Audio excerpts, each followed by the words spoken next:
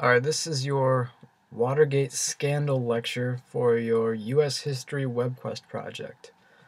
The Watergate scandal is centered around President Richard Nixon. He was the 37th President of the United States, elected after Lyndon B. Johnson. This whole scandal was the main political focus of the 1970s, and it eventually led to the president's resignation.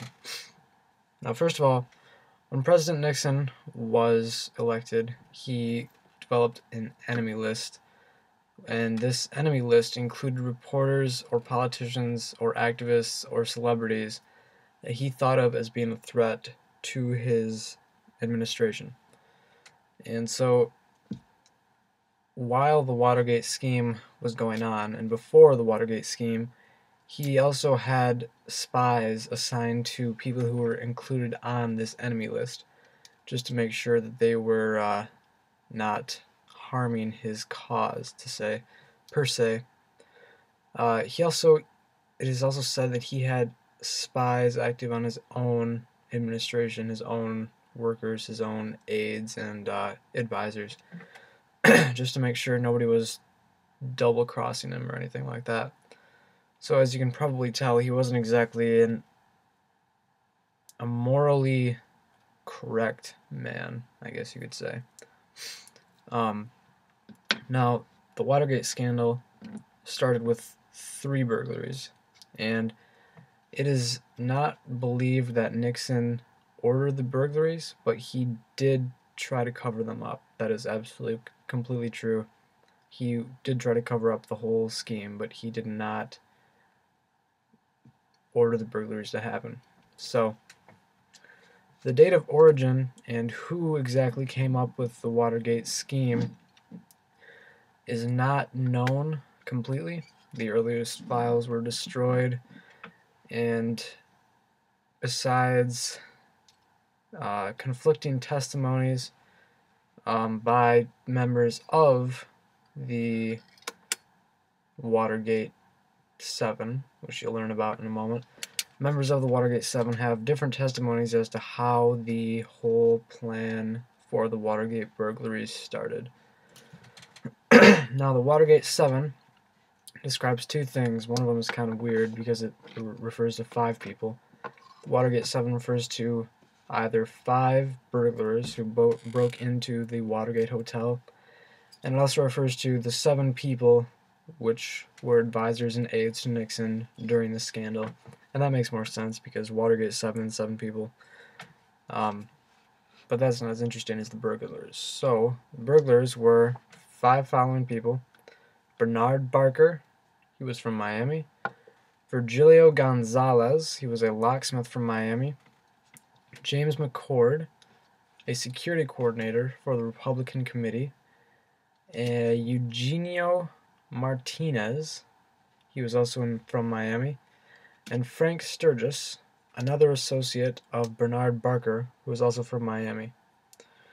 Now, before the Watergate scandal, Nixon established an organization that is referred to as the White House Plumbers, and these plumbers were a covert unit that would keep information covered up. They would keep classified information out of the hands of people who were not meant to see it, especially the media, because we all know where that leads. This was legal for Nixon to develop. However, they eventually started participating in illegal activities such as illicit means of gaining information like spying, burglary, that kind of thing. And these Watergate White House plumbers were the perpetrators of the Watergate break-in, and they led to the Watergate scandal. And those Watergate 5 were the White House plumbers. So before the scandal, the burglaries obviously had to happen, and there are a few reasons as to why the burglaries were done. The main reason, the main overview of why the burglaries were committed is because just for the purpose of gathering information. Now, there are different kinds of information that are thought were being looked for specifically, but the main purpose was just to find information. For example, the Republican committee apparently received information from a government agency that the Democratic Party was receiving funds from Cuba. They obviously just wanted to hear everything within the Democratic chairman's office. Speaking of which, Magruder, who was the deputy director of this little organization, wanted the phone to be tapped and wanted pictures of anything lying around the office that could be important or suspicious. And another reason they may have wanted to spy on the Democrats is because they wanted to find out if the Democrats knew anything about Nixon's earlier illicit dealings with certain wealthy people and large amounts of money. That's unrelated, so we're not going to get into that. Now, the whole Watergate scandal, the whole plot and everything, was completely unnecessary for Nixon to be reelected as president, because before it was all found out and before the scandal had actually even begun, really, Nixon won his reelection with 520 electoral votes, and his opponent, George McGovern, only received 17. So obviously that's quite a large difference, 520 to 17 electoral votes. George McGovern did not have much public support, obviously. Now to move on to the burglaries, there were 3 burglaries total. Only 2 were successful. The first successful one took place on May 28, 1972, and the second successful burglary took place on June 17, 1972.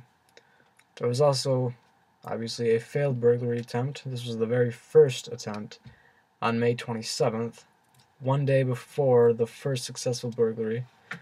There was nothing to verify this, obviously, because they were not caught, besides testimonies of the people involved, the White House plumbers and the Watergate 5, Watergate 7. So, what happened is, when Nixon was running for re-election in 1972, a group of people were found breaking into the headquarters of the Democratic National Convention. They were not found the first time, but they were found the second time. Now, these break-ins might have been forgotten about. It seemed very third-rate, unprofessional, unimportant, because basically what had happened is a security guard saw tape on a lock of a door, which prevented the door from locking, and he removed the tape and thought nothing of it, but then he came back later that day, and the tape was there again, so then he called the police, and there was an investigation that was put into place. But the whole thing may have been forgotten about if it were not for 2 Washington Post reporters and a certain anonymous source that was nicknamed Deep Throat. Deep Throat was also, he revealed himself in 2005. His real name is Mark Felt. Deep Throat. Now, the reporters from the Washington Post, yep.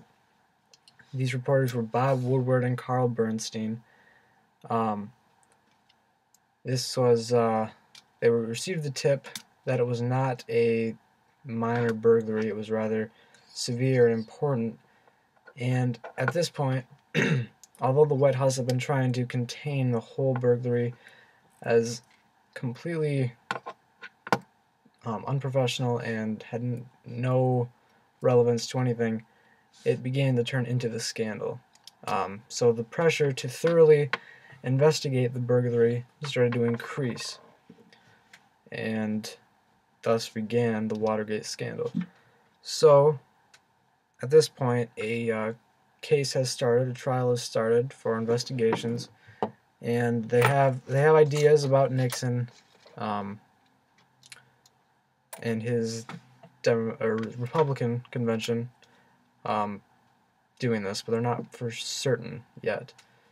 And so, basically, the plumbers were put onto trial, and the Senate created a committee to investigate the whole scandal. And so, in hearings broadcasted on live television, the former White House counsel stated that Nixon had been involved with efforts to cover up White House links to the two break-ins, and so that basically started to verify that this was not just some minor thing. This was part of the Republican committee's actions. Now, it had also been revealed that Nixon had installed a tape recorder in the Oval Office, which is the office of the president, if you didn't know. This was revealed by another former Nixon advisor, and this was also announced on a live televised hearing. So, when Congress issued a subpoena to Nixon, which compelled him to turn over the tape recordings from the Oval Office, he denied, which he justified by saying it was a presidential right we know as executive privilege, and this gives the president the right to withhold certain information that he thinks would be better suited to be not known by anybody else. And so over the next few months, Nixon battled with the Senate committee and the special prosecutor and everybody else involved with the trial. And in October 1973, Nixon fired the special prosecutor, and then Nixon's attorney general resigned in protest. This became known as the Saturday Night Massacre. And this was October of 1973. So later that October, the vice president also resigned, and he did this to avoid facing trials regarding charges of accepting bribes and evading taxes while he was the governor of Maryland. And so Nixon appointed Gerald Ford to be the new vice president, who was the successor of Spiro Agnew. Then, at the peak of the scandal in July 1974, Nixon was finally completely forced to turn over the tape recordings to Congress, to the Senate committee in Congress, because of the subpoena. He was denied executive privilege and he was forced to turn over the tapes. On one of the most infamous tapes, there is 18 and a half minutes of nothing but pure silence. So it is often assumed that Nixon cut this out himself, but there are other possibilities as to what happened. His secretary, who's named Rosemary Woods, could have accidentally recorded over it or cut it out. Someone could have cut it out in deliberation of making Nixon look even worse, or Nixon could have just cut it out himself to hide certain unflattering information. So, once the tapes were released, they proved without a doubt that Nixon was attempting to cover up the Watergate scandal, the Watergate burglaries, but they did not prove that he did order the burglaries, and so it is not thought that he was the one who planned the burglaries and set them into motion, but he did try to cover them up. So later that July of 1974, the committee approved 3 articles of impeachment against Nixon for obstruction of justice, abuse of power, and contempt of Congress. So rather than face trial, Nixon announced his resignation on August 8th, 1974. His the vice president he appointed, Gerald Ford, became the president the next day, and that September, Richard Nixon was issued a pardon by President Gerald Ford, and Gerald Ford was looking for peace and to put the whole Watergate scandal behind the country, but it only caused controversy because many Americans wanted Nixon on trial for his crimes, and to this day, people are rather bewildered and unhappy with the whole behavior of Richard Nixon and his corrupt ways during the 1970s and during the Watergate scandal. So that is your lecture on the Watergate scandal and Richard Nixon's downfall.